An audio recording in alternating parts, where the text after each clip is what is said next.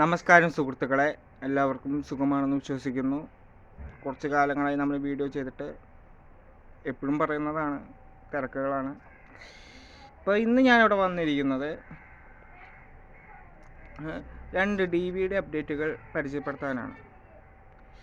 ഈ വരുന്ന 14-ാം തീയതി, അതായത് വെള്ളിയാഴ്ച, വിനീത് ശ്രീനിവാസൻ നായകനായ എൻ മോഹനൻ സംവിധാനം ചെയ്ത് ഇറങ്ങിയ ഒരു ജാതി ജാതകം എന്ന സിനിമ മനോരമ മാക്സ് വഴി ഈ വരുന്ന 14-ാം തീയതി റിലീസ് ചെയ്യാൻ പോവുകയാണ്. ഈ സിനിമ ഞാൻ കണ്ട് റിവ്യൂ ഇട്ടതാണ്. തിരക്കേടില്ലാത്തൊരു സിനിമയാണ്. ചിരിക്കണമെന്ന് ആഗ്രഹമുള്ളവർക്ക് എന്തായാലും ഈ സിനിമ കാണാം. അടുത്തത് ബേസിൽ ജോസഫ് നായകനായ പൊന്മാൻ എന്ന സിനിമ ഞാൻ കണ്ടിട്ടില്ല.